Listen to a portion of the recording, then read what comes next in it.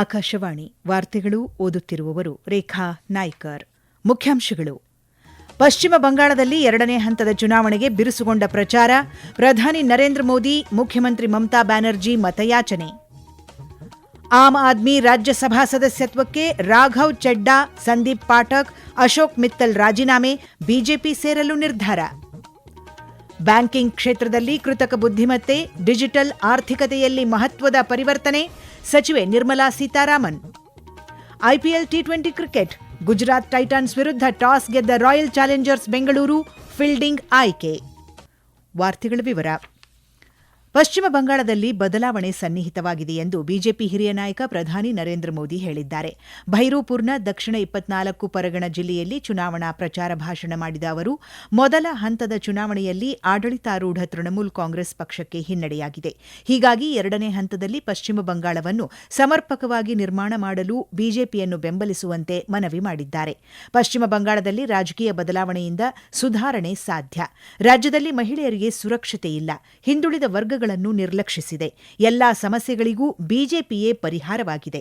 ಭೈರೂಪುರ್ನ ದಕ್ಷಿಣ 24 ಪರಗಣದಲ್ಲಿ ಪ್ರಧಾನಮಂತ್ರಿ ಉಜ್ವಲ್ ಯೋಜನೆಯಡಿ 11 ಲಕ್ಷ ಅಡುಗೆ ಅನಿಲ ಸಂಪರ್ಕ ಒದಗಿಸಲಾಗಿದೆ ಎಂದು ಪ್ರಧಾನಿ ಹೇಳಿದ್ದಾರೆ. ಪಶ್ಚಿಮ ಬಂಗಾಳದಲ್ಲಿ ಬಿಜೆಪಿ ಸರ್ಕಾರ ರಚಿಸಲಿದೆ ಎಂದು ಕೇಂದ್ರ ಗೃಹ ಸಚಿವ ಅಮಿತ್ ಶಾ ವಿಶ್ವಾಸ ವ್ಯಕ್ತಪಡಿಸಿದ್ದಾರೆ. ಉತ್ತರ 24 ಪರಗಣ ಜಿಲ್ಲೆಯ ಹಿಂಗಲ್ಗಂಜ್ನಲ್ಲಿ ಚುನಾವಣಾ ರ್ಯಾಲಿ ಉದ್ದೇಶಿಸಿ ಮಾತನಾಡಿದ ಅವರು, ಮೊದಲ ಹಂತದಲ್ಲಿ 152 ಕ್ಷೇತ್ರಗಳಿಗೆ ಮತದಾನ ನಡೆದಿದ್ದು, ಈ ಪೈಕಿ ಬಿಜೆಪಿ 110 ಕ್ಷೇತ್ರಗಳಲ್ಲಿ ಗೆಲುವು ಸಾಧಿಸಲಿದೆ.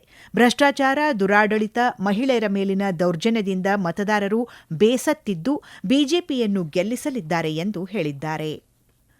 ಪಶ್ಚಿಮ ಬಂಗಾಳ ರಾಜ್ಯಕ್ಕೆ ಸೇರಿದ್ದ 2 ಲಕ್ಷ ಕೋಟಿ ರೂಪಾಯಿ ಮೊತ್ತವನ್ನು ಕೇಂದ್ರ ಸರ್ಕಾರ ತಡೆ ಹಿಡಿದಿದೆ ಎಂದು ತೃಣಮೂಲ ಕಾಂಗ್ರೆಸ್ ನಾಯಕಿ ಮುಖ್ಯಮಂತ್ರಿ ಮಮತಾ ಬ್ಯಾನರ್ಜಿ ಆರೋಪಿಸಿದ್ದಾರೆ. ಹೌರಾದಲ್ಲಿ ಇಂದು ಚುನಾವಣಾ ಪ್ರಚಾರ ಭಾಷಣ ಮಾಡಿದ ಅವರು, ಪಶ್ಚಿಮ ಬಂಗಾಳ ಸರ್ಕಾರ ಉತ್ತಮವಾಗಿ ಕಾರ್ಯನಿರ್ವಹಿಸುತ್ತಿದೆ. ಹಿಂದಿನ ಬಾರಿ ಬಿಜೆಪಿ ಗೆದ್ದಿದ್ದ ಸ್ಥಾನಗಳಲ್ಲಿ 50% ಕಡಿಮೆಯಾಗಲಿವೆ ಎಂದರು. ಡಿಎಂಸಿ ಪ್ರಧಾನ ಕಾರ್ಯದರ್ಶಿ ಅಭಿಷೇಕ್ ಬ್ಯಾನರ್ಜಿ ಮಾತನಾಡಿ, ರಾಜ್ಯದಲ್ಲಿ ದಾಖಲೆಯ ಪ್ರಮಾಣದಲ್ಲಿ ಕಲ್ಯಾಣ ಕಾರ್ಯಕ್ರಮಗಳನ್ನು ಜಾರಿಗೊಳಿಸಲಾಗಿದೆ. ಬಿಜೆಪಿ ನೇತೃತ್ವದ ಕೇಂದ್ರ ಸರ್ಕಾರ ರಾಜ್ಯವನ್ನು ನಿರ್ಲಕ್ಷಿಸಿದೆ ಎಂದು ಆಪಾದಿಸಿದ್ದಾರೆ. ಪಶ್ಚಿಮ ಬಂಗಾಳದಲ್ಲಿ ಮೊದಲ ಹಂತದ ಚುನಾವಣೆಯಲ್ಲಿ ಈ ಬಾರಿ ದಾಖಲೆಯ ಪ್ರಮಾಣದಲ್ಲಿ ಮತದಾನವಾಗಿದ್ದು, ಇದು ನಿಜಕ್ಕೂ ಉತ್ತಮ ಬೆಳವಣಿಗೆ ಎಂದು ಕಾಂಗ್ರೆಸ್ ವಕ್ತಾರ ರಾಜೀವ್ ಶುಕ್ಲಾ ಹೇಳಿದ್ದಾರೆ. ಹೆಚ್ಚಿನ ಪ್ರಮಾಣದಲ್ಲಿ ಮತದಾರರು ಮತದಾನದಲ್ಲಿ ಭಾಗವಹಿಸಿದ್ದು, ಎಲ್ಲಾ ರಾಜಕೀಯ ಪಕ್ಷಗಳು ಇದರಿಂದ ತಮಗೆ ರಾಜಕೀಯ ಲಾಭವಾಗುತ್ತಿದೆ ಎಂದು ಹೇಳಿಕೊಳ್ಳುತ್ತಿವೆ. ಆದರೆ ಫಲಿತಾಂಶದ ನಂತರ ವಸ್ತುಸ್ಥಿತಿ ಮನವರಿಕೆಯಾಗಲಿದೆ ಎಂದು ಅವರು ತಿಳಿಸಿದ್ದಾರೆ. ಮಹತ್ವದ ಬೆಳವಣಿಗೆಯಲ್ಲಿ ಆಮ್ ಆದ್ಮಿ ಪಕ್ಷದ ರಾಜ್ಯಸಭಾ ಸದಸ್ಯರಾದ ರಾಘವ್ ಚೆಡ್ಡಾ, ಸಂದೀಪ್ ಪಾಠಕ್ ಮತ್ತು ಅಶೋಕ್ ಮಿತ್ತಲ್ ಅವರು ಪಕ್ಷ ತೊರೆಯುವುದಾಗಿ ಘೋಷಿಸಿದ್ದಾರೆ. ಶೀಘ್ರದಲ್ಲೇ ಬಿಜೆಪಿ ಸೇರ್ಪಡೆಯಾಗುವುದಾಗಿ ಅವರು ತಮ್ಮ ರಾಜಕೀಯ ನಿಲುವನ್ನು ಪ್ರಕಟಿಸಿದ್ದಾರೆ. ನವದೆಹಲಿಯಲ್ಲಿ ಇಂದು ಸುದ್ದಿಗೋಷ್ಠಿಯಲ್ಲಿ ಮಾತನಾಡಿದ ರಾಘವ್ ಚೆಡ್ಡಾ, ಸಂಸತ್ತಿನ ಮೇಲ್ಮನೆಯ ಇತರ ಹಲವು ಸದಸ್ಯರೊಂದಿಗೆ ಬಿಜೆಪಿಗೆ ಸೇರ್ಪಡೆಯಾಗಲು ನಿರ್ಧರಿಸಲಾಗಿದೆ. ಆಮ್ ಆದ್ಮಿ ಪಕ್ಷದ 3/2 ಸದಸ್ಯರು ಬಿಜೆಪಿಯೊಂದಿಗೆ ವಿಲೀನಗೊಳ್ಳಲು ಬಯಸಿರುವುದಾಗಿ ಅವರು ತಿಳಿಸಿದ್ದಾರೆ. ಈ ಮಧ್ಯೆ ರಾಘವ್ ಚೆಡ್ಡಾ, ಸಂದೀಪ್ ಪಾಠಕ್ ಹಾಗೂ ಅಶೋಕ್ ಮಿತ್ತಲ್ ಅವರು ದೆಹಲಿಯಲ್ಲಿ ಬಿಜೆಪಿ ರಾಷ್ಟ್ರೀಯ ಅಧ್ಯಕ್ಷ ನಿತಿನ್ ನಬೀನ್ ಅವರನ್ನು ಭೇಟಿ ಮಾಡಿ ಚರ್ಚೆ ನಡೆಸಿದರು. ದೇಶ ಸೇವೆ ಮಾಡಲು ಪಕ್ಷ ನೀಡಿದ ಅವಕಾಶವನ್ನು ನಮ್ಮ ಪಕ್ಷದಿಂದ ಗೆದ್ದಿದ್ದ ರಾಜ್ಯಸಭಾ ಸದಸ್ಯರು ಕಳೆದುಕೊಂಡಿದ್ದಾರೆ ಎಂದು ಆಮ್ ಆದ್ಮಿ ಪಕ್ಷದ ನಾಯಕ ಸಂಜಯ್ ಸಿಂಗ್ ಹೇಳಿದ್ದಾರೆ. ರಾಘವ್ ಚೆಡ್ಡಾ ಸೇರಿದಂತೆ ಹಲವರು ಪಕ್ಷ ತೊರೆದು ಬಿಜೆಪಿ ಸೇರುತ್ತಿರುವ ಕುರಿತು ಪ್ರತಿಕ್ರಿಯೆ ನೀಡಿದ ಅವರು, ಜನತೆ ನೀಡಿದ ಜನಾದೇಶವನ್ನು ಧಿಕ್ಕರಿಸಿದ್ದಾರೆ. ಪಂಜಾಬ್ನಲ್ಲಿ ಭಗವಂತ್ ಮಾನ್ ನೇತೃತ್ವದ ಸರ್ಕಾರ ಉತ್ತಮ ಆಡಳಿತ ನಡೆಸುತ್ತಿದ್ದು, ಇದನ್ನು ಸಹಿಸದೆ ಪಕ್ಷಕ್ಕೆ ಕೆಟ್ಟ ಹೆಸರು ತರಲು ಪ್ರಯತ್ನ ನಡೆಸುತ್ತಿದೆ ಎಂದು ಹೇಳಿದ್ದಾರೆ. ಈ ವಾರ್ತೆಗಳನ್ನು ಆಕಾಶವಾಣಿಯಿಂದ ಕೇಳುತ್ತಿದ್ದೀರಿ. ನಮ್ಮ ಎಲ್ಲಾ ರಾಷ್ಟ್ರೀಯ ವಾರ್ತೆಗಳು ಹಾಗೂ ಪ್ರದೇಶ ಸಮಾಚಾರ ಈಗ ಆಕಾಶವಾಣಿ ನ್ಯೂಸ್ ಕನ್ನಡ ಯೂಟ್ಯೂಬ್ ಚಾನೆಲ್ನಲ್ಲಿ ಲಭ್ಯ. ನಮ್ಮ ಎಕ್ಸ್ ಖಾತೆ ಮತ್ತು ಇನ್ಸ್ಟಾಗ್ರಾಂ ಖಾತೆ ಆಕಾಶವಾಣಿ ನ್ಯೂಸ್ ಕನ್ನಡ. ಹೆಚ್ಚಿನ ಮಾಹಿತಿಗಾಗಿ ನಮ್ಮ ಫೇಸ್ಬುಕ್ ಖಾತೆ AIR ಕನ್ನಡ ನ್ಯೂಸ್ ಅನುಸರಿಸಿ. ಮಾಹಿತಿಯ ಹೂರಣ ವಾರದ ಕಾರ್ಯಕ್ರಮ ಪ್ರಚಲಿತ ವಿದ್ಯಮಾನ ಪ್ರತಿ ಬುಧವಾರ 9:15. ಸ್ಥಳೀಯ ಅಗತ್ಯತೆಗಳಿಗೆ ಅನುಗುಣವಾಗಿ ಜಾಗತಿಕ ವ್ಯವಸ್ಥೆಯ ಬೆಳವಣಿಗೆಯಾದರೆ ಅದು ಅರ್ಥಪೂರ್ಣ ಪ್ರಗತಿಯ ಸಂಕೇತ ಎಂದು ಕೇಂದ್ರ ಹಣಕಾಸು ಸಚಿವೆ ನಿರ್ಮಲಾ ಸೀತಾರಾಮನ್ ಹೇಳಿದ್ದಾರೆ. ಪುಣೆಯಲ್ಲಿ ಇಂದು ಎಸ್ಬಿಐ ಬ್ಯಾಂಕಿನ ಮಹಾರಾಷ್ಟ್ರ ಪ್ರಾದೇಶಿಕ ಕಚೇರಿಯನ್ನು ಉದ್ಘಾಟಿಸಿ ಮಾತನಾಡಿದ ಅವರು, ಜಾಗತಿಕ ಮತ್ತು ಸ್ಥಳೀಯ ಅಗತ್ಯತೆಗಳ ಈಡೇರಿಕೆಗೆ ಬ್ಯಾಂಕಿಂಗ್ ಕ್ಷೇತ್ರದ ಬೆಳವಣಿಗೆ ಅಗತ್ಯವಾಗಿದೆ. ಬ್ಯಾಂಕಿಂಗ್ ಕ್ಷೇತ್ರದಲ್ಲಿ ಡಿಜಿಟಲ್ ಆರ್ಥಿಕತೆ, ಕೃತಕ ಬುದ್ಧಿಮತ್ತೆ ವಲಯದಲ್ಲಿ ಪರಿವರ್ತನೆಯಾಗುತ್ತಿದ್ದು, ಇಂತಹ ಸಂದರ್ಭದಲ್ಲಿ ಗ್ರಾಹಕರೊಂದಿಗೆ ಉತ್ತಮ ಒಡನಾಟ ಹೊಂದುವುದು ಅಗತ್ಯವಾಗಿದೆ ಎಂದು ಹೇಳಿದರು. ಹಳ್ಳಿಗಳ ಸಮಗ್ರ ಸುಧಾರಣೆಯಾಗದ ಹೊರತು ವಿಕಸಿತ ಭಾರತ ಪರಿಕಲ್ಪನೆ ಪರಿಪೂರ್ಣವಾಗುವುದಿಲ್ಲ ಎಂದು ಕೇಂದ್ರ ಪಂಚಾಯತ್ ರಾಜ್ ಖಾತೆ ರಾಜ್ಯ ಸಚಿವ ಎಸ್ಪಿ ಸಿಂಗ್ ಬಘೇಲ್ ಹೇಳಿದ್ದಾರೆ. ರಾಷ್ಟ್ರೀಯ ಪಂಚಾಯತ್ ರಾಜ್ ದಿನದ ಹಿನ್ನೆಲೆಯಲ್ಲಿ ಮಾತನಾಡಿದ ಅವರು, ದೇಶದ ಪ್ರಗತಿಗೆ ತಳಮಟ್ಟದಲ್ಲಿ ಪ್ರಗತಿ ಅತ್ಯಂತ ಅಗತ್ಯವಾಗಿದೆ. ಸರ್ಕಾರ ಆಡಳಿತ ಸುಧಾರಣೆಗೆ ಒತ್ತು ನೀಡಿದ್ದು, ವಿವಿಧ ಯೋಜನೆಗಳನ್ನು ಗ್ರಾಮೀಣ ಜನರಿಗೆ ತಲುಪಿಸಲು ನಿರಂತರ ಪ್ರಯತ್ನ ಮಾಡಲಾಗುತ್ತಿದೆ ಎಂದು ತಿಳಿಸಿದ್ದಾರೆ. ಆಕಾಶವಾಣಿಯ ಬಹುಶ್ರುತ ಮನ್ ಕಿ ಬಾತ್ ಕಾರ್ಯಕ್ರಮದ 133ನೇ ಆವೃತ್ತಿ ನಾಡಿದ್ದು ಭಾನುವಾರ ಬೆಳಿಗ್ಗೆ 11 ಗಂಟೆಗೆ ಪ್ರಸಾರವಾಗಲಿದೆ.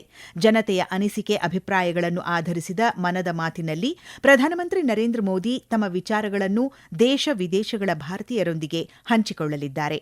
ನಮೋ ಅಪ್ಲಿಕೇಶನ್, ಮೈ ಜಿಒವಿ ಓಪನ್ ಫೋರಂ ಅಥವಾ ಉಚಿತ ಸಹಾಯವಾಣಿ 1800 ಮೂಲಕ ಜನತೆ ತಮ್ಮ ಅಭಿಪ್ರಾಯ ಹಂಚಿಕೊಳ್ಳಲು ಇಂದು ಕೊನೆಯ ದಿನ. ಮುಖ್ಯಮಂತ್ರಿ ಸಿದ್ದರಾಮಯ್ಯ ಅಧ್ಯಕ್ಷತೆಯಲ್ಲಿ ನಡೆದ ವಿಶೇಷ ಸಂಪುಟ ಸಭೆಯಲ್ಲಿ ಪರಿಶಿಷ್ಟ ಜಾತಿಗಳ ಒಳ ಮೀಸಲಾತಿ ಬಗ್ಗೆ ಮಹತ್ವದ ತೀರ್ಮಾನ ಕೈಗೊಳ್ಳಲಾಗಿದೆ. ಈ ಮೂಲಕ ಹಲವು ವರ್ಷಗಳಿಂದ ಇದ್ದ ಗೊಂದಲಕ್ಕೆ ಸರ್ಕಾರ ತೆರೆ ಎಳೆದಿದೆ. ಪರಿಶಿಷ್ಟ ಜಾತಿಗಳಿಗೆ ಲಭ್ಯವಿರುವ 15% ಮೀಸಲಾತಿಯಲ್ಲಿ ಪರಿಶಿಷ್ಟ ಎಡಗೈ ಸಮುದಾಯಕ್ಕೆ 5.25%, ಬಲಗೈ ಸಮುದಾಯಕ್ಕೆ 5.25%, ಇತರರಿಗೆ 4.5% ಹಂಚಿಕೆ ಮಾಡಲು ನಿರ್ಧರಿಸಲಾಗಿದೆ. ಸಂಪುಟ ಸಭೆಯ ಬಳಿಕ ಸುದ್ದಿಗಾರರೊಂದಿಗೆ ಮಾತನಾಡಿದ ಮುಖ್ಯಮಂತ್ರಿ ಸಿದ್ದರಾಮಯ್ಯ, ಈ ತೀರ್ಮಾನಕ್ಕೆ ವಿಶೇಷ ಸಂಪುಟ ಸಭೆಯಲ್ಲಿ ಸರ್ವಾನುಮತದಿಂದ ಒಪ್ಪಿಗೆ ದೊರೆತಿದೆ ಎಂದು ಸ್ಪಷ್ಟಪಡಿಸಿದ್ದಾರೆ. ನ್ಯಾಯಾಲಯದ ಮುಂದಿನ ಆದೇಶದವರೆಗೆ ಇದೇ ಅನುಪಾತ ಅನ್ವಯವಾಗಲಿದ್ದು, ನೇಮಕಾತಿ ವೇಳೆ ಪ್ರವರ್ಗ ಎ 5.25, ಬಿ 5.25, ಸಿ 4.5 ಮೀಸಲಾತಿಯೊಂದಿಗೆ ಅಧಿಸೂಚನೆಯನ್ನು ಮತ್ತೊಮ್ಮೆ ಪ್ರಕಟಿಸಲಾಗುವುದು ಎಂದು ತಿಳಿಸಿದ್ದಾರೆ. ಗ್ರಾಮೀಣಾಭಿವೃದ್ಧಿ ಸಚಿವಾಲಯ 2026-27 ಹಣಕಾಸು ವರ್ಷಕ್ಕೆ ರಾಷ್ಟ್ರೀಯ ಮಟ್ಟದಲ್ಲಿ ಸರಸ್ ಆಜೀವಿಕಾ ಮೇಳಗಳ ಕ್ಯಾಲೆಂಡರ್ ಅನ್ನು ಅಂತಿಮಗೊಳಿಸಿದೆ. ಇದು ದೇಶಾದ್ಯಂತ ಗ್ರಾಮೀಣ ಜೀವನೋಪಾಯ, ಮಹಿಳಾ ಉದ್ಯಮಶೀಲತೆ ಮತ್ತು ಸಾಂಪ್ರದಾಯಿಕ ಕರಕುಶಲ ವಸ್ತುಗಳನ್ನು ಉತ್ತೇಜಿಸುವ ಗುರಿ ಹೊಂದಿದೆ. ಅನುಮೋದಿತ ವೇಳಾಪಟ್ಟಿಯ ಪ್ರಕಾರ ದೆಹಲಿಯಲ್ಲಿ 3 ಪ್ರಮುಖ ಸರಸ್ ಕಾರ್ಯಕ್ರಮಗಳನ್ನು ಆಯೋಜಿಸಲಾಗುವುದು ಎಂದು ಸಚಿವಾಲಯ ತಿಳಿಸಿದೆ. ಸರಸ್ ಆಜೀವಿಕಾ ಮೇಳ ಇದೇ ಅಕ್ಟೋಬರ್ 22ರಿಂದ ನವೆಂಬರ್ 6ರವರೆಗೆ ಗುರುಗ್ರಾಂನಲ್ಲಿ ನಡೆಯಲಿದೆ. ನಂತರ ನವೆಂಬರ್ 21ರಿಂದ ಡಿಸೆಂಬರ್ 8ರವರೆಗೆ ನವದೆಹಲಿಯ ಸುಂದರ್ ನರ್ಸರಿಯಲ್ಲಿ ಸರಸ್ ಆಹಾರ ಉತ್ಸವ ಆಯೋಜಿಸಲಾಗಿದೆ. ಸರಸ್ ಆಜೀವಿಕಾ ಮೇಳ 2027-28 ದಿನಗಳವರೆಗೆ ನಡೆಯಲಿದ್ದು, ಇದು ಮುಂದಿನ ವರ್ಷ ಫೆಬ್ರವರಿ 1ರಿಂದ ಫೆಬ್ರವರಿ 28ರವರೆಗೆ ನವದೆಹಲಿಯ ಮೇಜರ್ ಧ್ಯಾನ್ ಚಂದ್ ರಾಷ್ಟ್ರೀಯ ಕ್ರೀಡಾಂಗಣದಲ್ಲಿ ನಡೆಯಲಿದೆ ಎಂದು ಸಚಿವಾಲಯ ಮಾಹಿತಿ ನೀಡಿದೆ. ವಿಕಸಿತ ಭಾರತದ ದೃಷ್ಟಿಕೋನದತ್ತ ದೇಶ ಸಾಗುತ್ತಿರುವಾಗ ಭಾರತದ ಆರ್ಥಿಕ ಬೆಳವಣಿಗೆಗೆ ಚಾಲನೆ ನೀಡುವಲ್ಲಿ ಕಡಲ ವಲಯವು ಪರಿವರ್ತನಾತ್ಮಕ ಪಾತ್ರ ವಹಿಸುತ್ತದೆ ಎಂದು ಕೇಂದ್ರ ಬಂದರು, ಹಡಗು ಮತ್ತು ಜಲಮಾರ್ಗಗಳ ಸಚಿವ ಸರ್ಬಾನಂದ್ ಸೋನೋವಾಲ್ ಹೇಳಿದ್ದಾರೆ. ನವದೆಹಲಿಯಲ್ಲಿ ಇಂದು ಕಡಲ ಶಿಕ್ಷಣ ಕುರಿತಾದ ವಿಚಾರ ಸಂಕಿರಣ ಮತ್ತು ಒಪ್ಪಂದ ವಿನಿಮಯ ಸಮಾರಂಭದಲ್ಲಿ ಮಾತನಾಡಿದ ಅವರು, ಭಾರತದ ಕಡಲ ದೃಷ್ಟಿಕೋನವು ಸಾಗರ್ ಮತ್ತು ಮಹಾಸಾಗರ್ ಸಿದ್ಧಾಂತಗಳಿಂದ ಮಾರ್ಗದರ್ಶಿಸಲ್ಪಟ್ಟಿದೆ. ಇದು ಪ್ರಾದೇಶಿಕ ಸಹಕಾರ, ಕಡಲ ಭದ್ರತೆ ಮತ್ತು ಹಂಚಿಕೆಯ ಸಮೃದ್ಧಿಗೆ ಸರ್ಕಾರದ ಬದ್ಧತೆಯನ್ನು ಪ್ರತಿಬಿಂಬಿಸುತ್ತದೆ ಎಂದು ತಿಳಿಸಿದರು. ಬೆಂಗಳೂರಿನ ಚಿನ್ನಸ್ವಾಮಿ ಕ್ರೀಡಾಂಗಣದಲ್ಲಿ ಇಂದು ನಡೆಯುತ್ತಿರುವ ಐಪಿಎಲ್ ಟಿ20 ಪಂದ್ಯದಲ್ಲಿ ರಾಯಲ್ ಚಾಲೆಂಜರ್ಸ್ ಬೆಂಗಳೂರು ಹಾಗೂ ಗುಜರಾತ್ ಟೈಟಾನ್ಸ್ ಮುಖಾಮುಖಿಯಾಗಿವೆ. ಟಾಸ್ ಗೆದ್ದ ರಾಯಲ್ ಚಾಲೆಂಜರ್ಸ್ ಬೆಂಗಳೂರು ತಂಡ ಫೀಲ್ಡಿಂಗ್ ಆಯ್ಕೆ ಮಾಡಿಕೊಂಡಿದೆ. ಕೊನೆಯಲ್ಲಿ ಮತ್ತೊಮ್ಮೆ ಮುಖ್ಯಾಂಶಗಳು.